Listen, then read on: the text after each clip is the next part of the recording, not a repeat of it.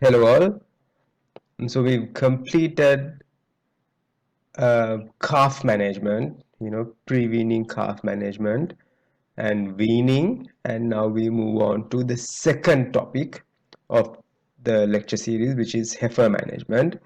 But I can assure you that the rest of the dairy management topics are not going to be as long as heifer management. I'm sorry, calf management, because we spent a lot of time on calf management, trying to address different issues from all the way from calving to weaning, right? So that took a lot of time. But from this point onwards, it should not be such a long process, right? Okay. So before we start on the management aspects of heifers, now let me ask you, what do you understand by the term heifer, right? So usually we use the term heifer to describe a female bovine, of course, that has not what? That has not calved, or that has not had the first calf, or had not that has not had an offspring, right? However, once it gives birth, right, to the first calf, the heifer becomes a, a cow, right? So a heifer essentially is a young bovine female that has not calved, right, not had her first offspring, but after the first calving onwards, we call that animal a cow, right? So there would be, uh, first parity cow versus, then multi-parity cows, right? So theoretically, even from day one, a female calf can be called a heifer, right? But typically we use the word heifer to describe an older animal, right? So theoretically we can call them pre-weaning heifers and post-weaning heifers, right? So this is what I'm going to focus on under lecture topic 2, right? So under topic 1, which was calf management, I mainly talked about pre-weaning heifers, and from this point onwards I'll be talking about post-weaning heifers, right?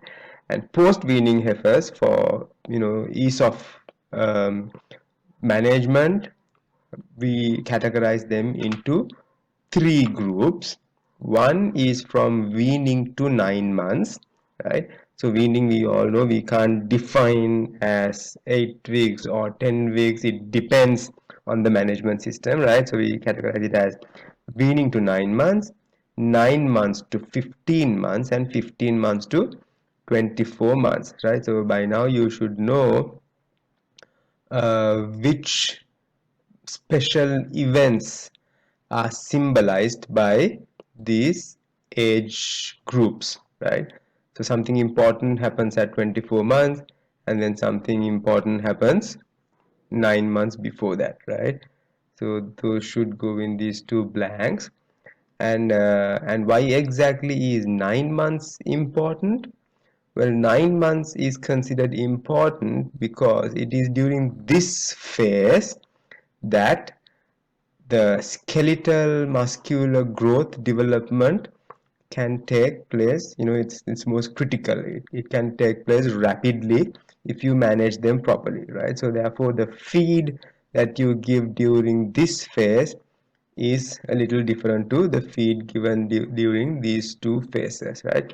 So that is the fundamental difference between this categorization into three classes.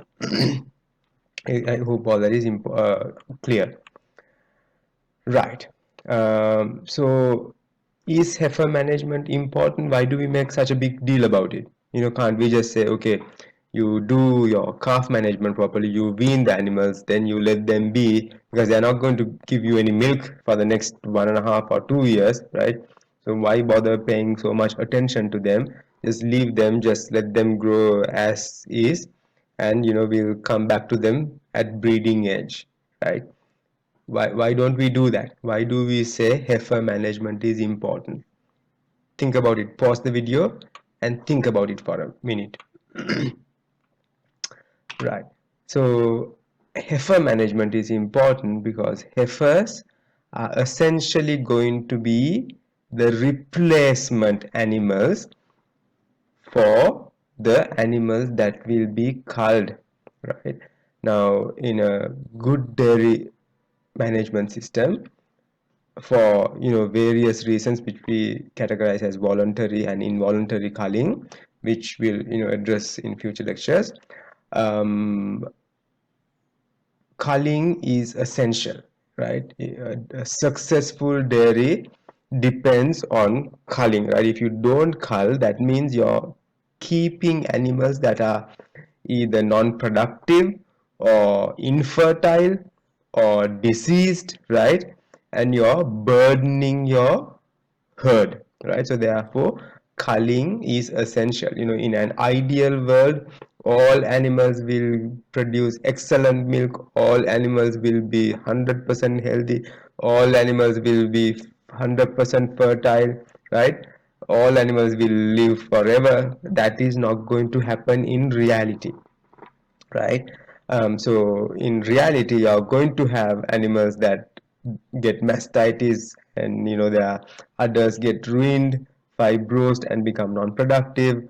There will be animals that will undergo certain problems during parturition, and then they'll go down as downer cows, and you'll never be able to get them back up. And there will be cows that you cannot get pregnant, right? And there will be cows that gets the odd diarrhea or whatever and becomes weak, right? And so on and so forth, right? So for lame animals, you just, there are too many reasons to name right here. So for one reason or the other, there will be non-productive animals that you have to cull or get rid of in the from the your productive herd, right? So typically, in a realistic world, in the Western world, right, so the culling rate is 25 to 30% per annum. That means if you have 100 milking cows, right, 30 cows will go out of that herd every year, which means you need 30 replacement heifers to replace that 30 cows that just left the herd, right? But in Sri Lanka, especially in under government management, for example, the NLDB farms, right, National Livestock Development Board, the culling policy is not that favorable, or not aligned with modern dairy management practices, right? So therefore they keep the less productive and infertile animals in their herds, right? So these animals consume food, but they don't give back. They don't give back as by means of calves or as milk, so they are not profitable on the one hand. And on the other hand, because these, when you calculate the average milk production or average fertility for a herd, you're also considering these non or less productive animals, and they bring down the average of the whole farm, right? So in an ideal world, you should stick to this kind of culling rate, and of course you have to have a good replacement stock, right? So these replacement heifers cannot be just any heifers, right? So they have to be good heifers, good animals, meaning that they can, they should achieve puberty, the recommended ages, and they should be bred at 15 months. Therefore, they can calve at 24 months. So remember, that is one of the golden principles of dairy management, is you need to get a calf a live birth by 2 years of age, right? 2 years or 24 months. And so if you want an animal to, if you want a heifer to calve at 24 months, the animal has to conceive by 15 months, right? So it doesn't mean it has to, the first breeding is at 15 months, it has to conceive, right? Meaning it has to become pregnant, right? So just because a breeding is done, it doesn't mean the animal gets pregnant at the first breeding, right? So that's why it's important to get them conceived by 15 months, which means breeding may have to start a little earlier, right? So as we all know, cows cycle, every 3 weeks, once in every 21 days, right? So if you want to make sure that your heifer gets pregnant exactly at 15 months, maybe you don't want to wait till 15 months, maybe you start at 14 months, right? Provided that it has fulfill certain criteria that we will be talking about as the lecture goes on, right? So that it will get pregnant by 15 months, and it will give its first calf at 24 months, right? And that alone is not sufficient. They have to produce high lactation yields. They have to have a high longevity, meaning if it just uh, comes into heat earlier, gets puberty well ahead of time, is very well conceived by 15 months, produces an excellent calf by 24 months, produces 10,000 liters of milk during its first lactation, but then it's going to get mastitis, or because of the high lactation yield, the udder got weak, suspensory ligaments got damaged, and you had to cull the animal. So there was no longevity, right? So the animal lactated only one yield, one round of lactation, and you had to get rid of the animal. So that animal is no good, even though its fertility was good, its productivity was good, but longevity was poor, right? So that animal is not good. So in addition to this, these replacement heifers have to have a high longevity also, right? So same thing goes for health and fertility, right? So animal has all of these but is highly susceptible to babesia, for example, or for milk fever, right? Or lameness. It has bad conformation. The feet are, let's say, for example, crooked. So because of the way the animal keeps its foot on the ground, the hoof, it's prone to damage, right? So that is not good. So because of that damage, high probability for damage of the hoof, it can get easily injured and become lame, and then that lame animal is no good. It's difficult to breed, it's difficult to walk, appetite goes down, right? So productivity goes down, so on and so on and so forth, right? So that is not good either. So that's why your replacement heifers need to fulfill all these criterias, ideally, right? So that is the challenge, right? You don't want any heifer, but you want a high quality heifer that will fulfill all these criteria in an ideal world, right?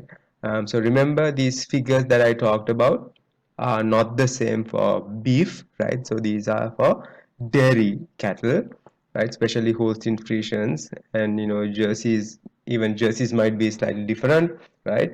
So all these statistics, most of the statistics published on textbooks and journal articles are usually on the breed of Holstein Friesian, right? But in Sri Lanka, we have either Friesian crosses or Jersey cross Friesians or Jersey crosses.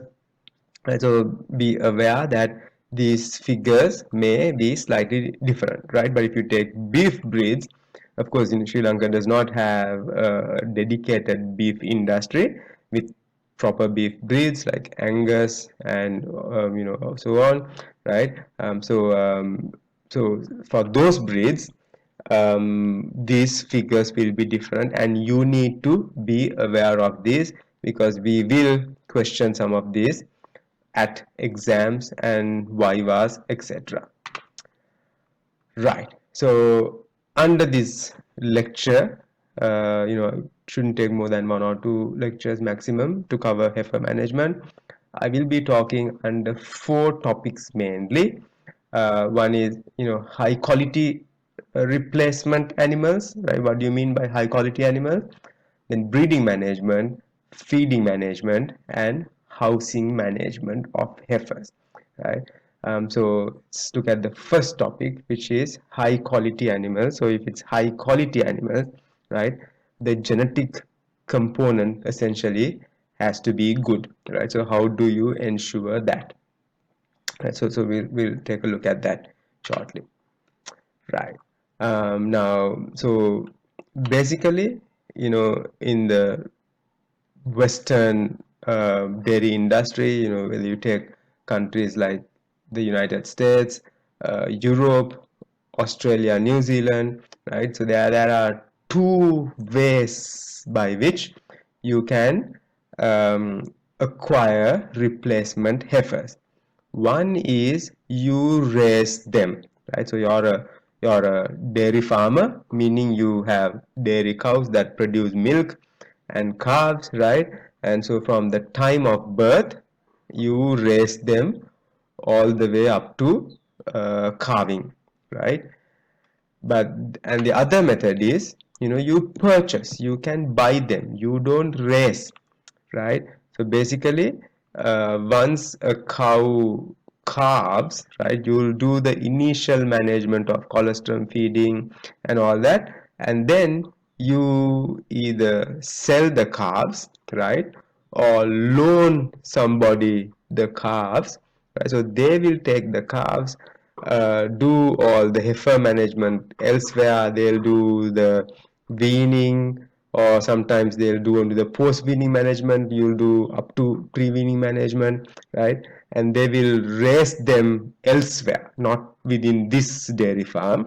And then they will make them pregnant. They will breed them. They will make them pregnant and return to you either as early pregnant heifers, or when they are close to parturition, right? So these are the two models uh, that exist for acquiring replacement heifers, right? So this is the first model that I talked about, from point of calving to, from point of, being calved, right? From point of birth to, racing and breeding and calving, the dairy farmer will do it himself. The other method is where this will be outsourced, right?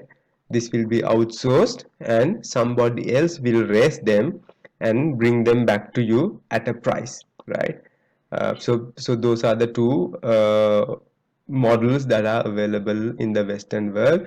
Even if you think about the Sri Lankan situation, you know, um, some farmers purchase heifers from other farmers, right? So the typical price of a Holstein Friesian heifer, can be anywhere upwards of 50,000, depending on age and breed and all that, right? Is it a 50% cross? Is it a 75% cross, etc., etc.? And it could go all the way up to even 150,000, right, for a high quality pregnant heifer in Sri Lanka, right? Right. So wherever you do it, whether you raise them yourself or whether somebody else raises them, so heifers typically will look like this under spring and summer conditions. They might stay outside. Of course, during winter, cold, very cold winter, they will be housed inside, right? And so heifers will be raised from this stage to this stage. So these are, obviously not heifers, either late pregnant heifers with udders, or they're cows, right? But then the dairy farmer will purchase them as a group, right? That is one option. And of course, the other option is, some farmers, as a hobby, they will buy these very high quality, elite animals, right? So these are basically the two buying options available in these Western countries. Either, like regular animals, right? So even though we call them regular, I'll show you in a minute that there are methods of identifying better than average animals, right? Or you can buy extremely high quality prize winner animals also at cattle shows, etc. Right? Right. So I just wanted to give you an overview of the two main methods. I just wanted to make sure you understood that because in Sri Lanka, all you see is race, right? You might think that is the only option, but no, that is not the only option. There is in other worlds, in other countries, there is this option of purchasing uh, raised, already grown up heifers, replacement heifers as well. Right. So whether you raise them or whether you buy them, you have to do something called selection, right? Meaning, let's say if you are racing, right, you don't select 100% of the heifers that were born in your farm, right? So at weaning, right, so we do selection at two time points. The first one is done at weaning, right? You are raising your own heifer calves, right? So you don't want to select every single heifer as a replacement animal, right? You will select the largest heifers, right? Now when I say largest, I mean tall and lean, right? I don't mean fat, right?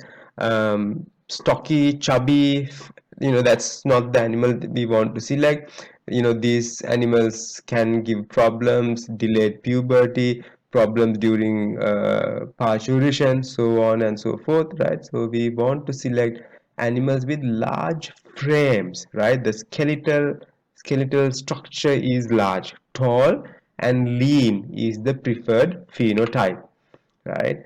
So they have to be structurally large, right? They have to be physically sound, right? So when I say physically sound, there are certain anatomical, conformation-wise characteristics, right? We also define it as type, right? TYPE type. So we want them to be physically sound, right? There are certain places that we look at, right, to ensure all these the physical characteristics are good, right? We look at the udder, we look at the hooves, and of course at weaning, you may not be able to, you cannot evaluate based on the udder, right? But there are other confirmatory things that we look at, right?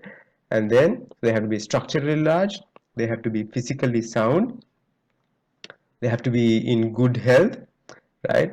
And then you have to have good growth potential, right? So it can't be a stunted animal. You have to look at records, if available, of parents and other relatives, siblings, if available, right? And you want to try and select above average producing cows, right?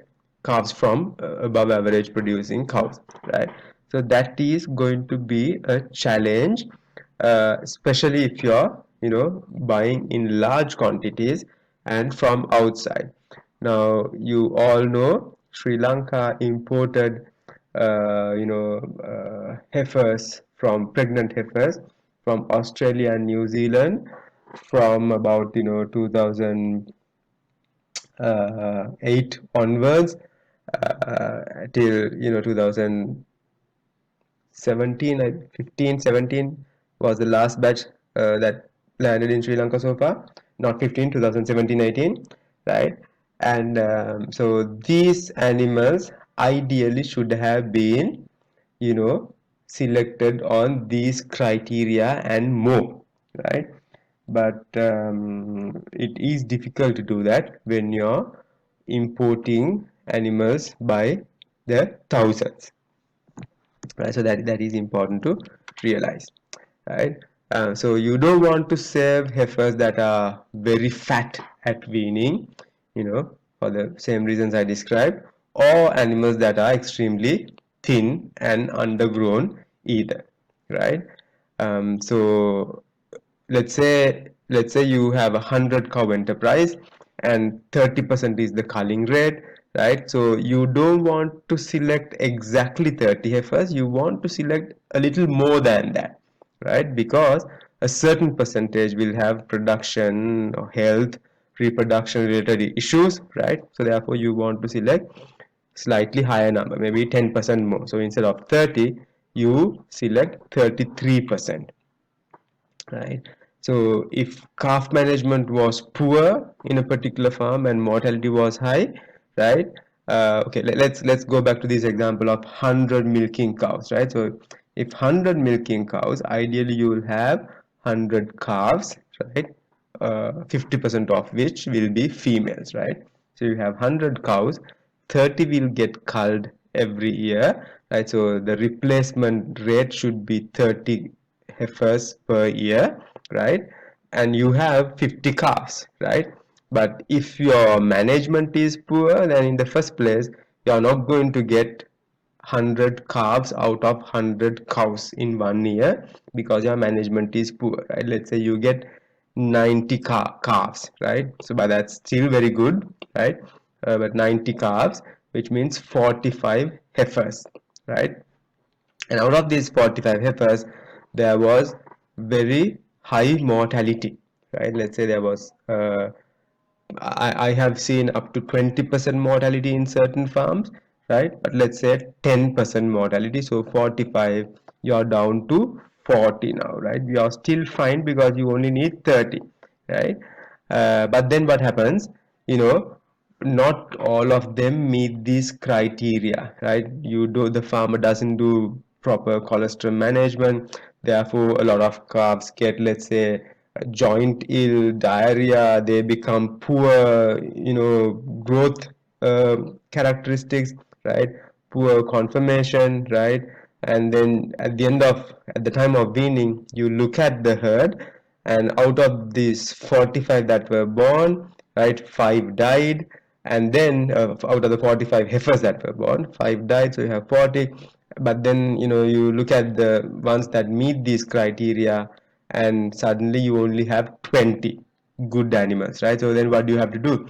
You have no choice but to absorb the poor animals also, those that are extremely fat, those that are extremely small, those that are not in good health, those that have poor physical conformation, right? You are going to have to select all of these, right?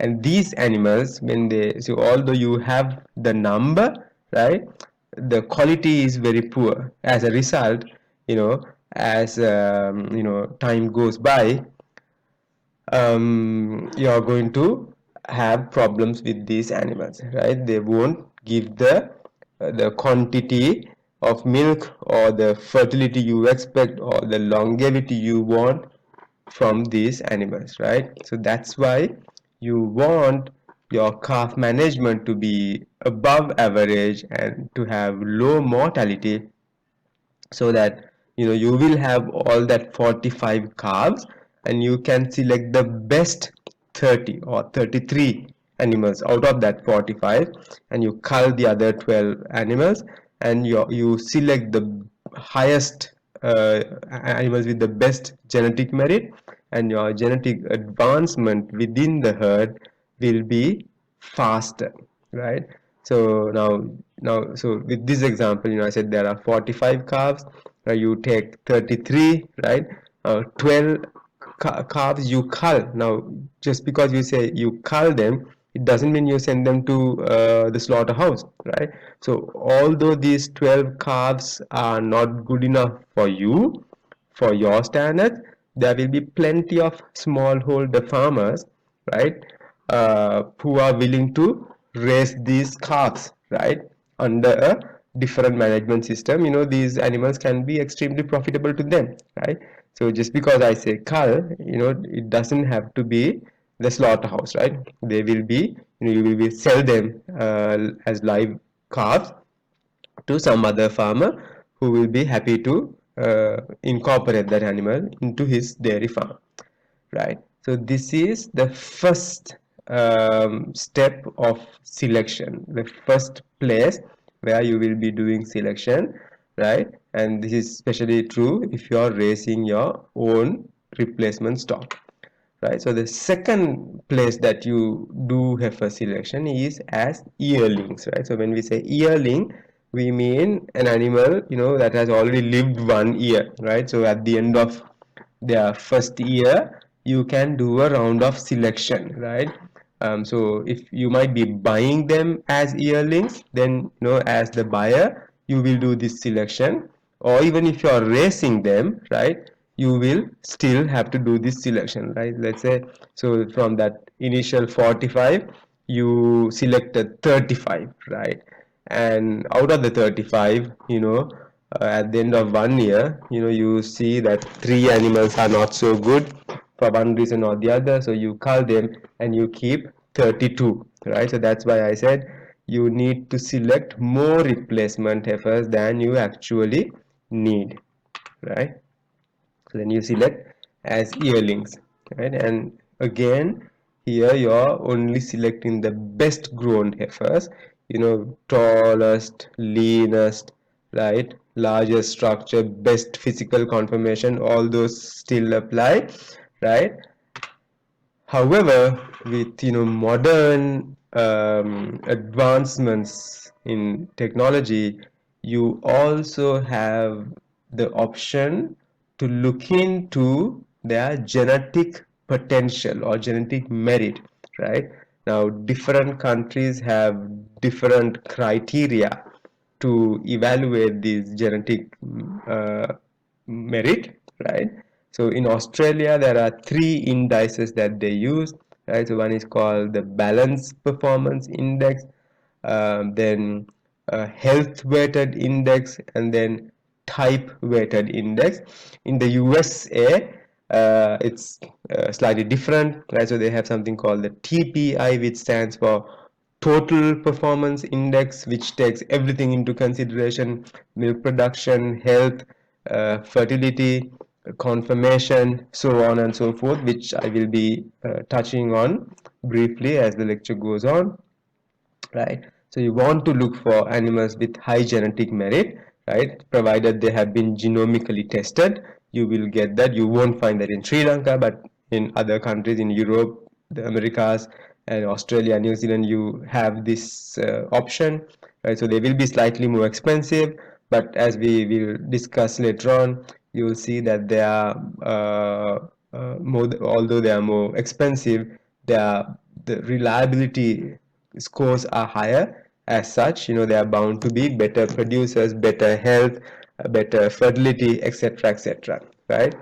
And then, especially if you're importing from a different country, you want to make sure that they are free of certain diseases, right? So for example, in Sri Lanka, if you don't have a particular disease, let's say disease A we don't have, then you want to make sure that the imported stock will be guaranteed free of disease A, right? So you might be aware that with these stocks brought from New Zealand and Australia, we still don't know 100% for sure, but we think bovine viral diarrhea, which was not reported in Sri Lanka before this, might have been introduced by this imported stock.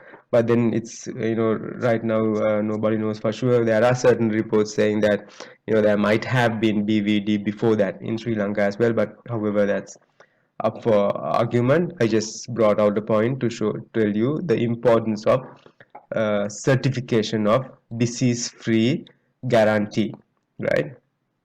And of course, they have to have, if they have good genetics, then they probably have good milk production capacity, high fertility, high survival and longevity, as I mentioned earlier, high feed conversion efficiency, the conformation, type, anatomy, so these are the things that we have to look for, whether at weaning or as yearlings, right? And if you fast forward a little, right, if the animals have already, let's say by about 15-16 months, all animals should have undergone breeding.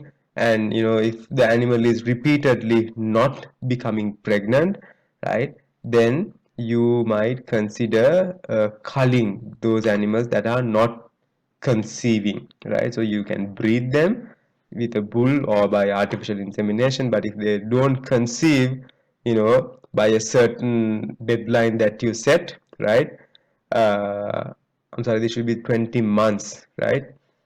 So you typically start breeding at 15 months, right? So if they don't conceive within, you know, by 18 months or 17 months or 20 months, whatever the deadline you set, you get rid of them, right? So that is the kind of selection process that needs to undergo as yearlings, right? So remember, first round of selection at weaning and second round of selection as yearlings.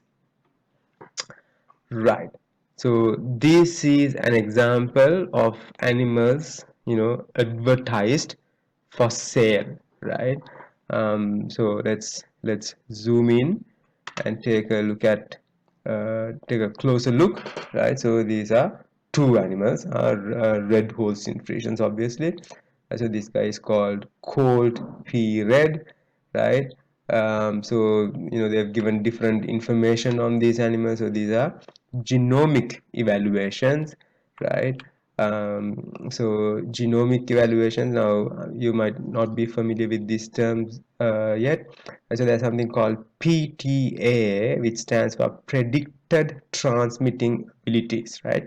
So up until genomic evaluations came, so even genomic evaluations are predictions to a certain extent, because they only have a reliability of about 70%, right? 70 to 80%. If they were, you know, 100% reliable, then it won't be a prediction anymore, right? It'll be, you know, parameter, you know, I suppose. But initially, you know, the daughter performance was predicted using data from the maternal side and the paternal side, right? So that's why they were called predicted transmitting abilities, right?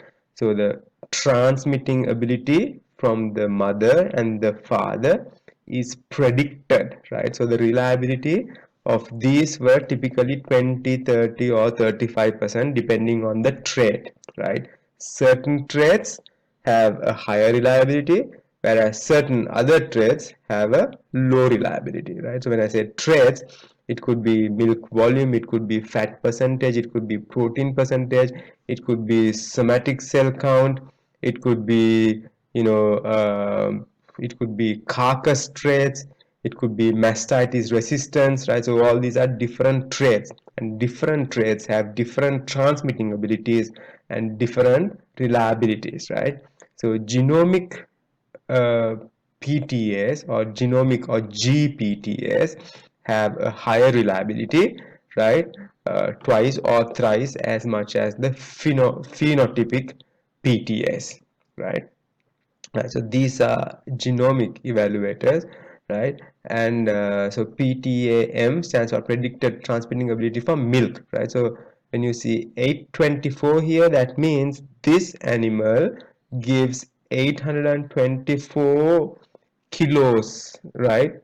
Higher than the the average of the breed, right? So this animal, see, it's negative 1216, right? So its milk volume is lower than the breed average, right? So it's something like that, right?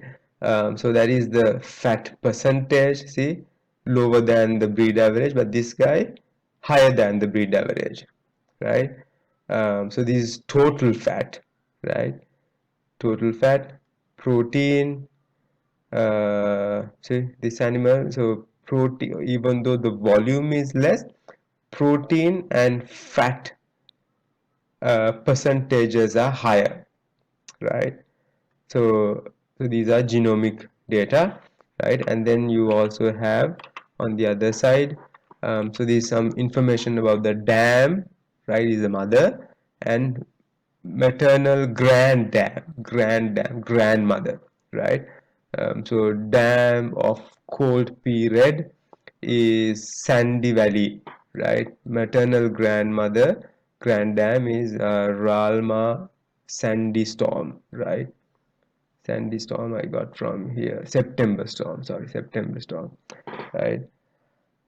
So something like that, right? And so it gives some information of the mother, right? So mother, 2x, right? Twice a day milking for 365 days has given 16,000 kilograms lactation yield, 2.8% fat, 457 total fat, 3.3% protein, 546 kilograms total protein. So these were the entire lactation, right? um, right, so it's like this. See 3%, let's say 3%, for example, right? 1% of 16,523 is 165, right? 165 kilos is 1%, so 3% is approximately 165 times 3, right? So we say 16 times 3 is 48, so because this is 2.8, so that's how you get this, right? So this is 3.3, so it's slightly higher, 546, right? Now this guy, right, has lactated only 312 days, right?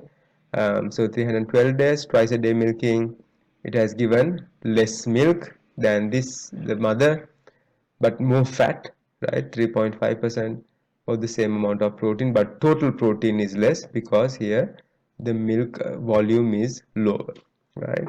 So same here for this animal, right? Dam and maternal grandmother, right? And then there is also a section on physical trait evaluation. There is a close-up zoomed in version more than this, so let's look at that. All right, so there you go. So that's one of the very famous bulls, right? um, so PTA milk, you know, this is the US system. So I'm not sure if this is kilos or pounds, right? So these might be pounds, that higher than the average, right? Maybe kilos or liters. I'm not 100% sure here, right? Um, and so these are physical traits, right? So the stature, strength, body depth, shallow, dairy form, tight ribbed, rump, high pins, rump width, and so on and so forth. They go through a lot of these things, right? So these are genomic evaluators, right? So genomic evaluations, that's why it has a 73% reliability, right? So these are genomic tested animals, right? So see this guy, this one, rear leg sideways below average, right? So that would be average, breed average of the genomically tested ones.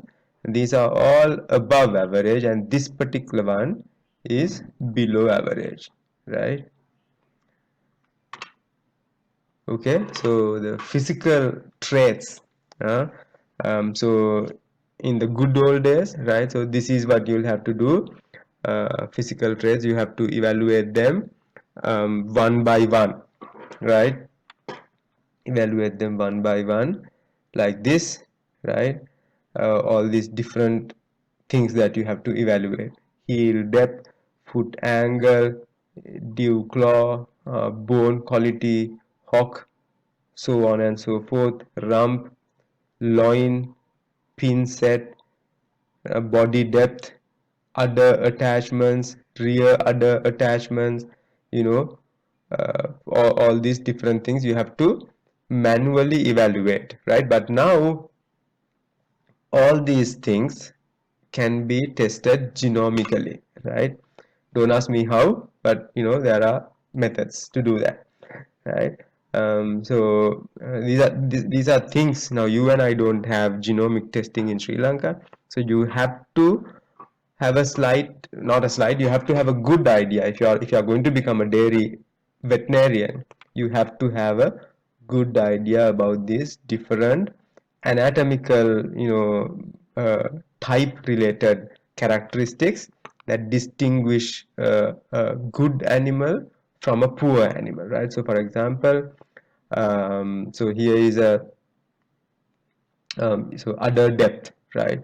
So we typically say if the udder goes below the level of the hook, the hock, right? That is not a good sign, right? So they have to be either intermediate or shallow, So I'm not going to go through all of them, so you can go through these slowly, right? So these just regarding the mammary system, and then there are characteristics you have to look at on the feet, right, and legs, right? See, uh, this is called hooked in, right? But that is not a good conformation, right? So you have to be straight like this,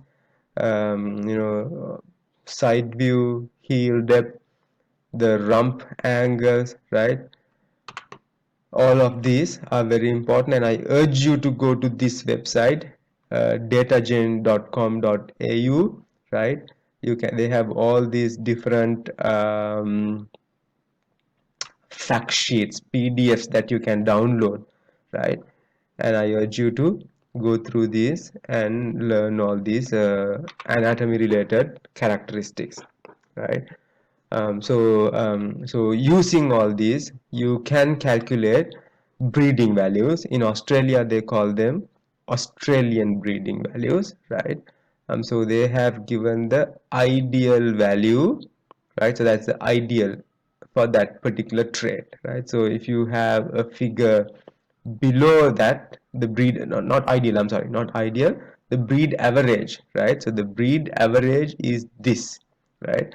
So you want to try and select animals with ABVs higher than the breed average, which is this, right? So if it's less than that, I think that's the kind of animal they send to Sri Lanka, right? So you don't want that, right? So this is what I told you earlier. Genomic testing is now 60 to 70% reliable for predicting future performance, compared with just 20 to 30% for phenotypic parental averages, right? So you don't need to um, you know go into a lot of details on these things, but you just need to be aware of these, right? Now as lecturers, there are when we teach you things, there are things that you need to know. There are things that as an undergraduate veterinarian or a master's student, that you need to know, and that are nice to know, and that you are nice to have heard of, right? So these are how you calculate these figures. That is not something you need to know, right? So this you have to have heard of, right, before you graduate. Or if you are practicing veterinarian, you have to know this, you have to have heard of this, you have to know that there is such a thing, right? But unless you're in the breeding industry, you don't need to know this. However, if you're in the breeding division of the DAPH, yes, then for you it's a need to know, right? It's not nice to know, it's not you just have to have heard of it, you need to know, and you have to be able to teach me, right? Because that is what you do, that is your specialty, right? So depending on who you are, right, depending on what you're specializing on, you need to decide, you're the best person to decide to what depth you need to learn this stuff, right? So like I said earlier, in Australia there are mainly three breeding values or indices, right? In indices that they talk about. So one is the balance performance index, health weighted index, and type weighted index. If you look at this, it basically says how the milk production, health traits, and conformation related traits are taken into consideration when calculating each of these. So balance performance index takes uh, gives the highest weightage for milk, right? But when you take health weighted index, it gives a higher weightage for health related traits like fertility, cell count, type, survival, etc., right? And type weighted index obviously gives highest weight, high weightage to weight. So 23% here versus 14 and 11%. Milk 51% here, 38, 44. So out of these groups, right, I would presume this group, the milk production is highest, right? However, they have the highest probability of getting sick, right? Whereas these guys, health weighted index, okay, all of these are health related stuff, right? So they have the least chance of getting sick, right? So these guys have the best anatomy, structure, type, right? So if you want to raise animals to produce at cattle shows to win prizes, etc., you should pick animals from this index and so on, right? So now I have met certain farmers in Australia that have told me, they don't stick to the same index every year, right? So this year I will select based on so let's say, for example, maybe not replacement heifers, but to get bulls, semen, right? So when I get semen, I will select a bull based on BPI. For 2 years, I will do that. Next year, I will select bulls based on this one, health weighted index. Next year I will select semen based on this, right? So that way, he gets semen from all these different types, right? I personally don't know, scientifically I don't know if that's the right thing to do, but I have been told by Australian large scale farmers that that's what they do. So I presume they are really practical people.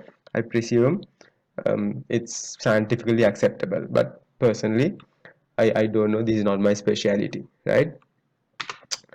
Okay, so whether you look at the Australian breeding values or the US breeding values or the predicted transmitting abilities or the genomic tested PTAs, any population, if you have done statistics, you already know that there will be animals that are in the middle, the breed average, then there will be the ones that are in the the negative, below average, right? One standard deviations, two standard deviations, 95%, 5%, 2.5%, etc., etc. So ideally you want to try to select these animals, right? So if you're bringing in animals from Australia to Sri Lanka, right, you want to make sure that they have been bred with such semen, right? Or if you have records for both the mother and the father, right? So you want to try and select animals here, right? Of course, these animals will be extremely expensive, right? But at least if you can get this group to a country like Sri Lanka, that will make a whole lot of difference to our dairy industry, right? Right. So like I said earlier, so those were the Australian indices, but in the US they use something a little different. It's called Total Performance Index, TPI. So GTPI stands for Genetic or Genomic uh, Total Performance Index. Right, so again, you have all this for milk, for fat, right, for somatic cell count, for protein, and so on, right? And so these formulas used to calculate, whether it's BPI, health weighted index, type weighted index, or total performance index, whatever, these formulas are constantly being updated as new data come in, right? So these very recent update, April 2020 TPI formula apparently is this, right? I cannot make any sense out of this, other than this protein, fat, so on, right?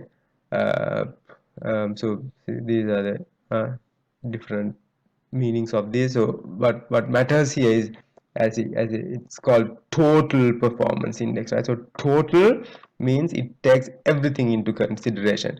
It takes production aspects, which is milk production, life, longevity, conformation, type or anatomy, carving traits, livability, fertility, somatic cell count, health, etc., etc. But again, the majority is production and milk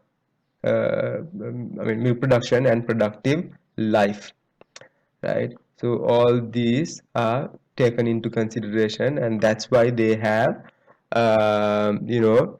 higher reliability than the predicted phenotype based PTAs, right? So right, so refer to this. So wherever possible, I have given the references, so please do visit these websites and do read up, because they really are important, right? So when especially if you're buying, right, from outside, do look for these, right? BPI, HWI, TWI, or even TPI, depending on where they are coming from, if available, right? So uh, being disease free alone is not sufficient, right? So the take home message from all of this is, I can't emphasize enough the importance of heifer selection, right? Whether you are racing them or buying them, genetic selection is extremely important, right? And you can do that either using, predicted phenotype based PTAs, or using genomic based PTAs, right? Um, but if available, genomic PTAs are definitely preferred. So I can't emphasize enough the importance of this, right? Although in Sri Lanka right now it is not practically possible to do genomic based PTS, right? So but what you can do is you can get familiar with those anatomical characteristics that I outlined, with the udder, with the hooves, with the feet, with the rump, etc., etc. So if you can learn that art and implement that, then you can do a fairly good selection together with some records, looking at previous production records of the parents. You can do a fairly good selection, right? Okay. So let's move on to the next section. So that concludes the first section, which was on animal selection, right? Good replacement stock, and so the next section is breeding management of heifers, right? So when I say breeding management, what exactly comes to your head? Think about it for a minute. What comes to your head when I say heifer breeding management? So what should come to your head? Like, puberty, heat signs, heat detection, artificial insemination, natural breeding, bull selection, right? So pregnancy diagnosis, right? So those are the things that should come to your mind, right? But we are not going to go into a lot of details on things like heat detection and pregnancy diagnosis, because those are taught under reproduction or theriogenology in a lot more detail, right? So what's specific about breeding management of heifers, very specific to heifers compared to cattle, is that compared to cows, is that puberty. Right? So with cows, you don't have to worry about puberty because they have already attained puberty, whereas with heifers, they have not attained puberty yet, right? So that is one of the main things that we will be covering under heifer breeding management. How to identify puberty, how to expedite puberty, how to get it early, the correct timing to get it, and then also followed by when to breed, ideal time for breeding. Right. So now obviously age is a factor that determines puberty, right, among any species, right? Now when it comes to cattle, can you think of other factors that can affect puberty in addition to age? Take a minute, pause the video, take a minute, think about it. As I hope you paused the video and thought about it and came up with things like breed as well as body weight, right? So obviously, different breeds may have, different ages for puberty and also body weight, right? So just because a malnourished cow, you know, becomes 3 years old, it doesn't come into puberty if it does not reach a particular body weight, right? We call it a proportion of the adult live weight or proportion of the adult body weight, mature body weight, mature live weight. So different terms people use, depending on the regions of the country, world, different textbooks, different terms used. But the idea is, from the adult live weight, mature body weight, what is the recommended proportion, right? Um, so for puberty, as well as breeding, as well as calving, there are established, identified best, um, you know, time windows, recommended time windows for puberty, breeding, calving, etc. Right? On the one hand, age. On the other hand, proportion of body weight. Right? So you, as a veterinarian or as a future veterinarian, you need to know what is the ideal age for puberty, is the ideal age for breeding, calving, weight at puberty, breeding and calving, etc., etc., are if you are going to be a good heifer manager, right? So as you can see here, right? So again, like I said, this depends on the breed, right? For a large dairy breed such as Holstein Friesian or Ayrshire, these are the usually accepted, time frame figures, right? So uh, Holstein Friesian heifer, for example, can come into puberty as early as 9 months, right? So 9 months, as long as it comes during this time frame, can be considered normal, right? But if it goes beyond 13 months, then that reflects some kind of a poor management practice, right? So that would be considered delayed puberty, right?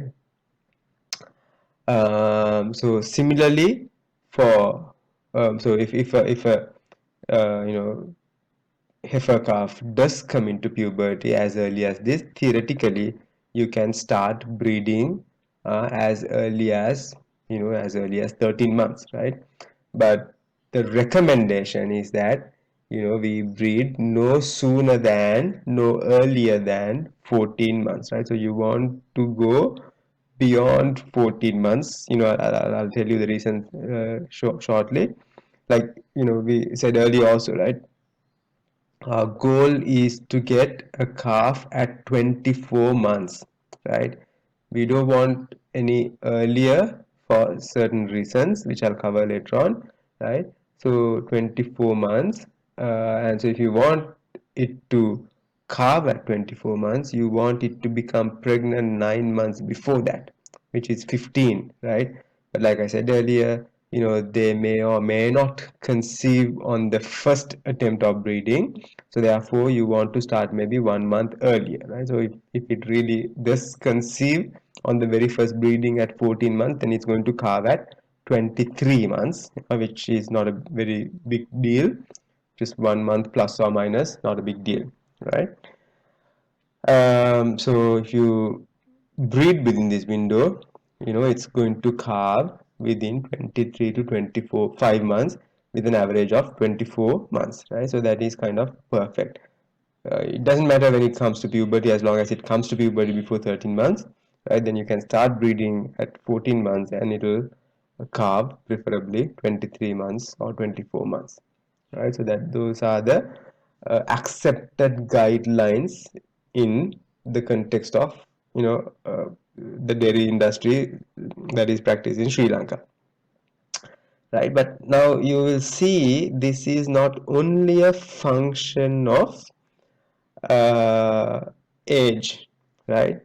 You see, it's not one point, right? It's not one point, it's a window, right? You see here, right? So there are, of course, like with anything, even in human population, there are, you know tall people, where there are very short people, there's, the majority is in the middle, right? And then even if you take the growth rate, some kids will grow faster, they'll become 6 footers as early as, 15 years of age, whereas there will be other people that grow slower and again become 6 footers, maybe when they are 18, right? So there are different growth rates, right? So if you take a really slow animal, right, really slow growth rate, which is 350 grams per day. See, kilograms per day growth rate, 350 grams per day, and as far, fast as 1 kilo a day, right? So see, this animal, right, that grows at such a slow pace, right, it reaches, this, so we usually say, it has to reach at least, 45% in general to reach puberty, right? So this animal that grows extremely slow reaches 40% of adult body weight at 20 months, right? So this guy is going to come into heat only at, he's going to, come into heat or attain puberty at 20 months, right? On the other hand, this guy who grows extremely fast, right, he will reach 40% of adult mature weight as early as 7 months. So this guy is going to come to very early puberty. So those are the animals around here, right? So usually we say for an horse nutrition, for a horse nutrition heifer, a growth rate of about 750 grams per day is what we consider to be normal, right? So such an animal, see, such an animal will come into puberty around, 10 11 months, 40 45%, right? Such an animal will come here 55%, which is considered ideal for breeding at 15 months, right? Right. So that's how this goes, right? So it depends on the growth rate, right? So let's say this animal, for example, if this animal, the, let's say, the accepted, uh, it has gone beyond 13 months, still no sign of puberty.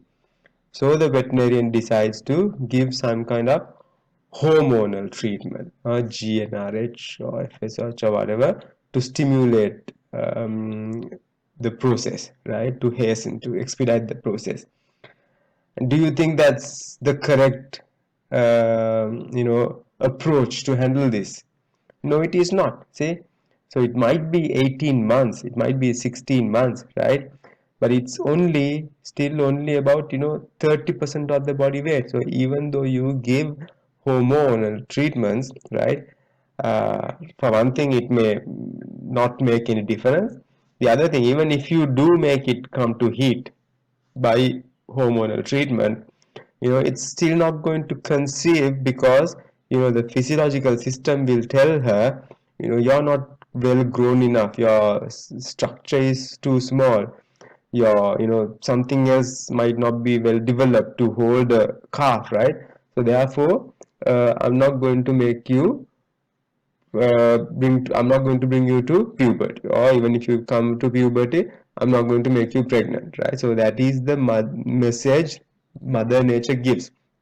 So instead of trying to do hormonal manipulations, what you should actually do is you manipulate the feed to speed up its growth and bring the body weight to 40% or 45% or whatever, so that it will come into puberty, right? So same goes for breeding and calving as well. Instead of doing all these hormonal manipulations or treatments, right, or magic uh, formulas of any kind, right? What you need to do here actually is to uplift the growth rate so that it will reach these uh, criteria, right, soon, and come into puberty, successful conception, etc., etc. So I hope this is clear to you, the point I was trying to make, right? So neither reaching the age, right? See, now in this example, fast growth, it reaches 40%, right? But only still about 7.5 months. So it doesn't come into puberty yet, right? So it has to breach that, it has to reach that age, otherwise it won't come into puberty, even though the body weight uh, was reached, right? So it has to reach, both the body weight and the age have to be obtained for successful event, puberty or breeding or whatever, right? Okay, so keep that in mind. So like I said, that is the normal curve that is considered a growth curve, right? And so you need to know these percentages by heart.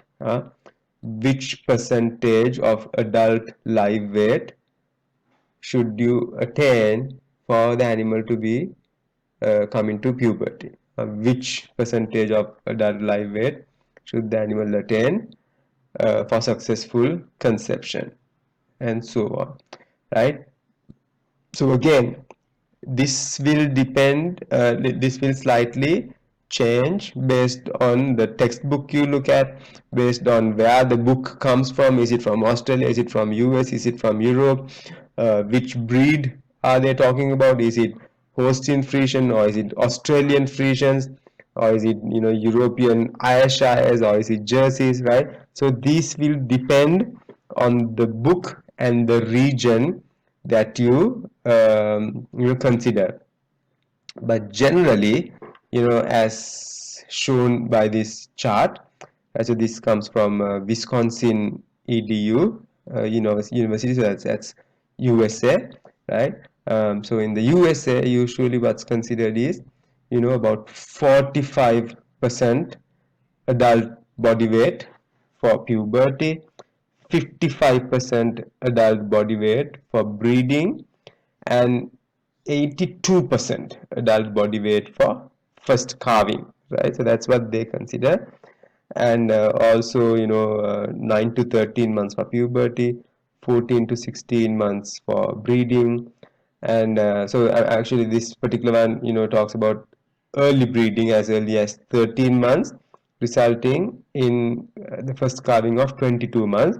However, in our system that is not practical, and even in their system, as I'll be showing you shortly, there are shortcomings of doing that, right? Because sometimes people want to calve early because they think, okay, now I got my first calf early, so then I get a second calf early, maybe I'll be able to squeeze in an extra lactation, right, within the cow's lifetime.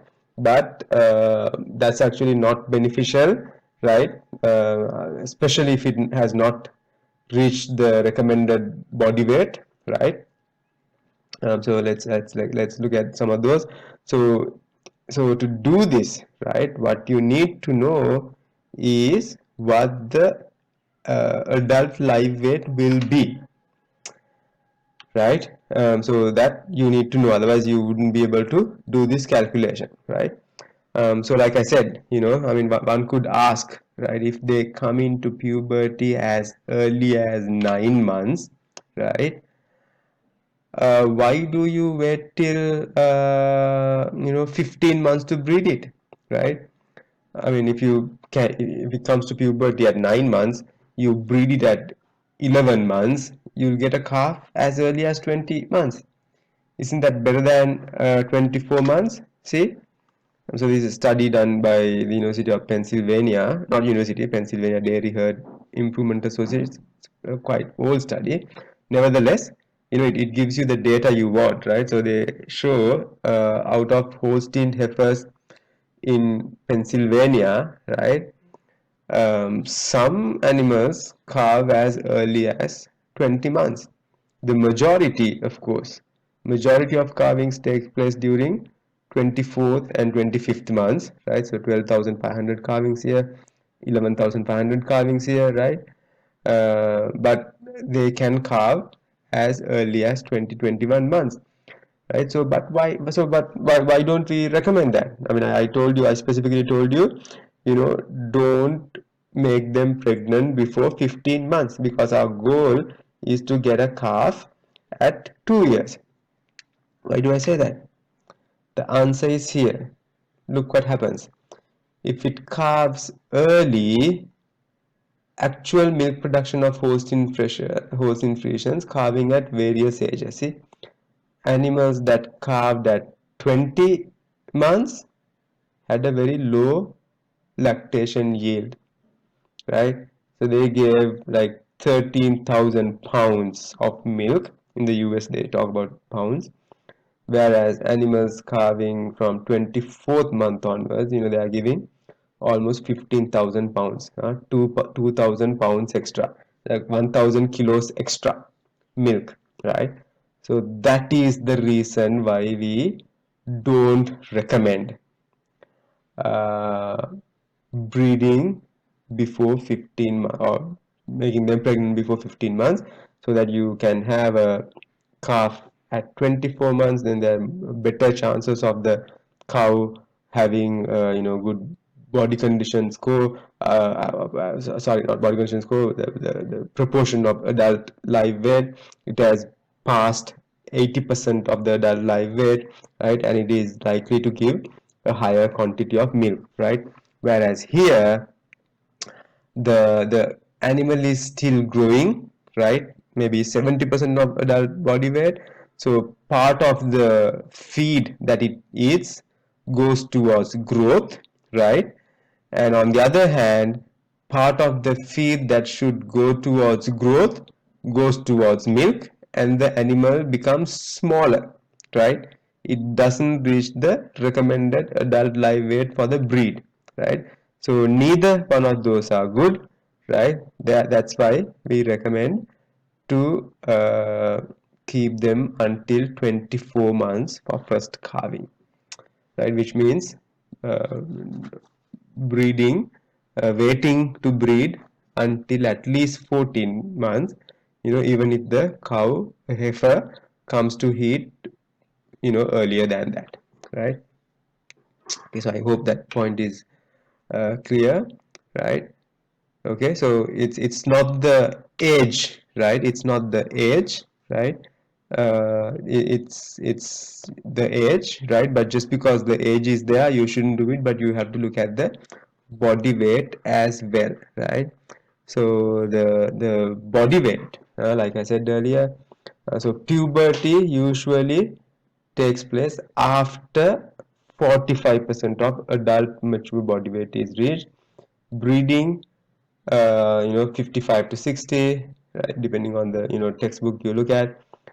82% first calving, 92% second calving. It is by the third calving that animals reach mature body weight, right? So that, remember that, only after the third calving do they reach mature body weight, right? So you need to know these numbers, right? So usually our goal is to get 30% of the adult body weight by 6 months of age for an heifer, right? By puberty, which will be before or at 13 months, 45 to 50. Breeding 15 months, 55 to 60%. First calving, 82%, or above 80 to 85%, right? So that would be your goals as far as body weight and growth rates of heifers are concerned, right? So you need to know these numbers by heart. Now you have to memorize these, right? But you can memorize the percentages, but you won't be able to calculate the actual kilos if you don't know what the actual adult live weight is, right? So you have to know that for your breed, or for the breed of your client, right? So obviously adult live weight is going to be different for different breeds, right? So for large breeds like Holstein Friesians and Brown Swiss, usually this can be as high as 700 kilograms, right? Guernsey and Ayrshire, something like that, and Jersey, you know, this, or in Sri Lanka, even less than, I have not seen a 500 kilogram Jersey in Sri Lanka, right? So yeah, a little smaller than that in Sri Lanka, right? 400, maybe 450 maximum in Sri Lanka, right? So you need to back calculate based on this, right? So let's take, if it's 500 kilograms is your expected adult live weight, right? Then puberty should come at something like 45%, right? Which would be like less than 250 kilos, right? 225 kilos. You expect it to come to puberty. If it's not there, if 225 kilos is complete, and 10, 11 months is complete, there's no reason why it shouldn't come to heat, right? And then if it's 500 kilogram live weight expected, 60% would be 300.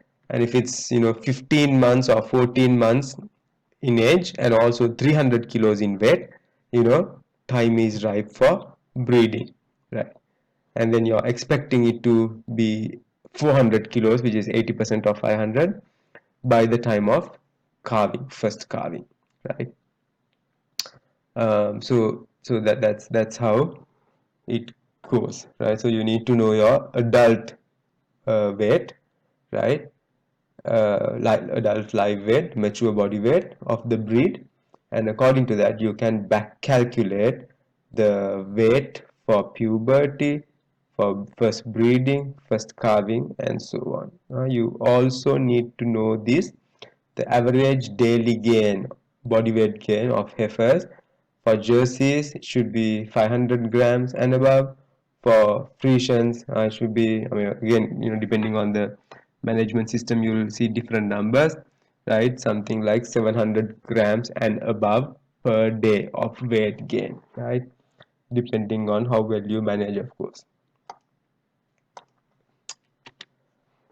Right, so although these are the numbers we recommend, breeding at 15 months, first calf at 24 months, in Sri Lanka, even in the best farms of Sri Lanka, such as Ambevela, New Zealand, Bopattalawa, right, what we see are, figures like this, right, 18 to 20 months.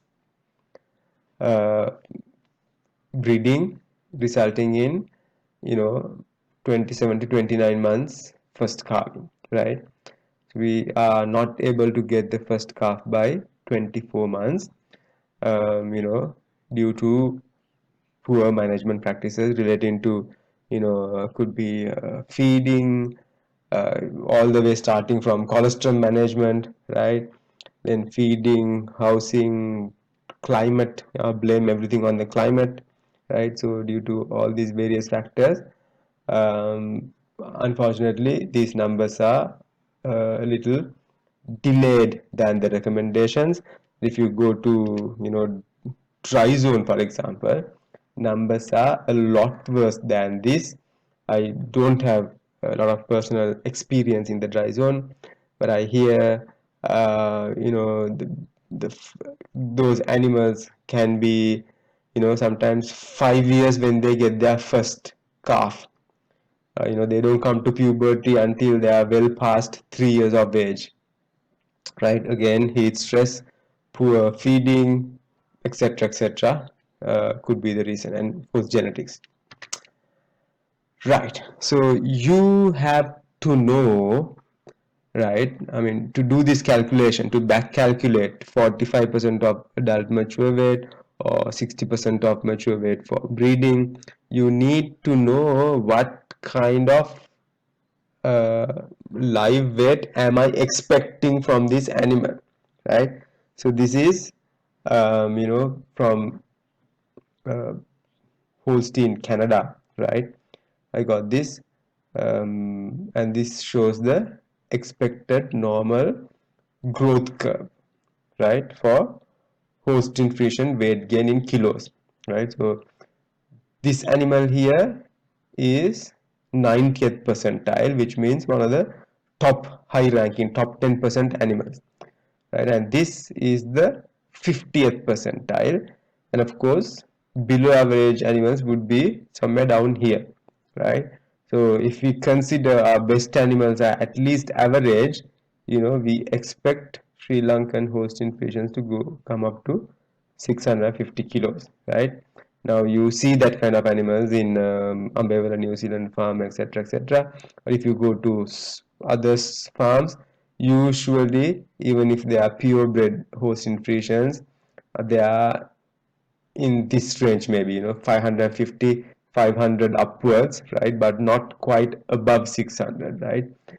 So in context of Sri Lanka, you can take, I mean, by judging by the management, right? You can think, judging by the breed characteristics, is it going to be a 500 kg animal or is it going to be a 600 kg animal, right? Because most of the horse increations you see with small and medium scale farmers are animals that have been upgraded from local breeds, right?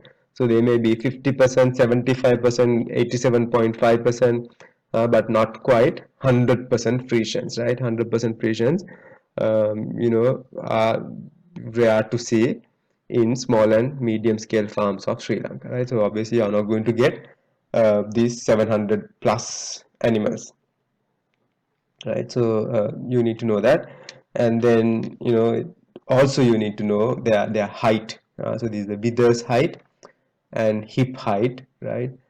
So 50th percentile animal at 2 years, nearly 5 feet for both of these, right? So I mean, in Australia, once I encountered animals at a particular farm. They said that is the farm that has the tallest Frisian in animals in Australia. So those animals, their withers height, they were taller than me, right? So I'm 5'5", right? So their withers height was taller than me, so 65 inches minimum, maybe even more, right? So those were really large animals, right? Now when you do your research on the internet or whatever, now you see this is also not very new. This is 2014 is what it says, right? 2014 document, right? Now notice, so remember these figures: 700 kilos here and 60 inches, right? Now when I review papers or reports written by students or veterinarians in the field, I see them referring to old textbooks and old publications like this. See, 1955. Growth measures of Holstein females from birth to 7 years, published in 1955. Look at the difference of figures from 1955. Height at withers 135 centimeters, right? So 135 centimeters is, just give me a second, right? So 135 centimeters is only about 53 inches, right? So today's the modern animal post nutrition is about 7 inches taller than that, right? So height at withers 5 to 7 inches tall. So this is the reason why you should not refer to old publications, right? I mean, recently I reviewed a paper on, uh, technologies related to artificial insemination, right? And most, at least some of the references I saw were from 1950s, 70s, 80s, right? Now, in a technologically advancing field like artificial insemination or semen, science, right? Even a publication older than 2010 is not acceptable, because science is, very dynamic.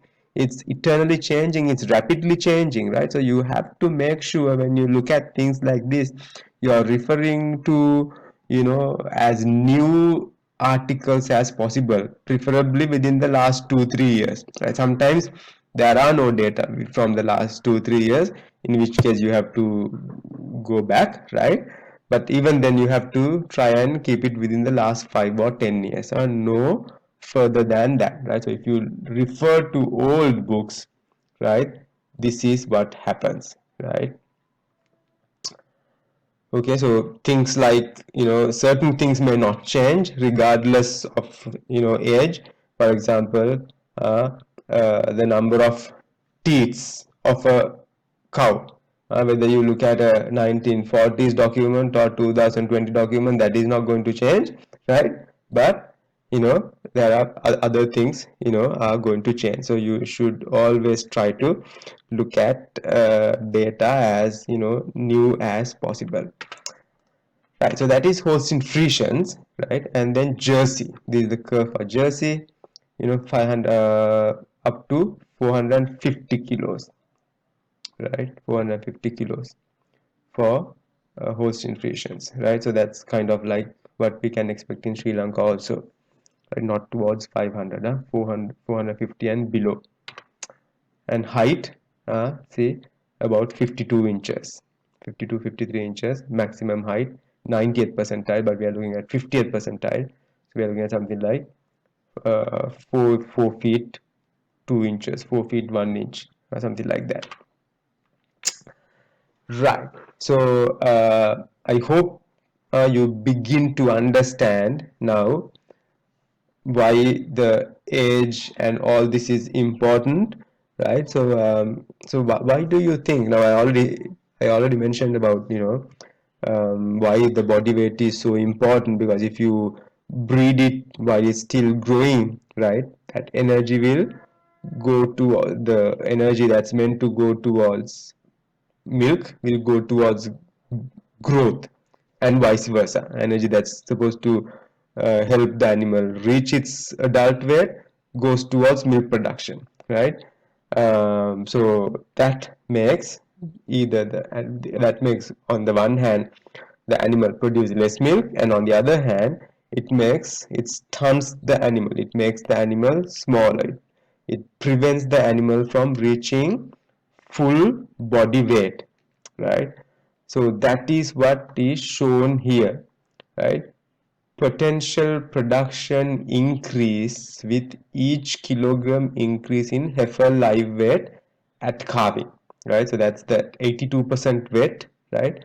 So for each kilogram increase, right, for each kilogram during first lactation, it will produce 4 liters extra milk. Second lactation, 8 liters extra. Third lactation, 8 liters extra. So for each kilogram during the first 3 lactations alone, it will produce 20 liters extra milk, right? That is for 1 kilogram. But if you can make your cows 50 kilos heavier than your neighbor's cow, right, they are going to give you 50 times 20, which is 1000 additional liters of milk. 1000 additional liters of milk, uh, you know these days there are certain farms that sell milk for as much as 120 rupees per liter, right? So 1000 liters extra, that's 100,000 rupees, right? So that is the kind of money that can change your farm from a losing uh, enterprise to a profiting enterprise, right? So this is where you need to be smart and you look at these small numbers that actually shift your business. I mean, this is a business, right? Your business from a less profitable to more profitable, or from a losing to gaining business, right? So you get not only more milk, more fat, and more protein as well, right? So if you recall, we said post-weaning body weight gain is related to pre-weaning starter intake, calf starter intake, right? So if you can make your calves eat more calf starter, right, the higher body weight gain they will get post weaning, and the higher body weight gain they will have at puberty, at breeding and calving, and the higher the milk yield in adulthood. So remember that all this is tied together, right? It starts from the point of calf starter, right? So from the point of calf feeding, it accumulates all the way up, right? So you can't just go and feed your heifers just before parturition and increase body weight. That is called compensatory feeding. You are trying to compensate for previous losses, right? So that is not always successful, right? You have to start this as early as pre-weaning period and follow proper management best practices, right? That's how you make dairy profitable. You can't just intervene in the middle and do magic, right? So that you need to realize, right? So that concludes our section on breeding, right? So we've covered two topics so far: selection of animals for high genetics, and then breeding animals. So we will stop here because it's already been almost a 2-hour lecture, and we will break it up and take the other two topics on a different lecture, right? Thank you very much, guys.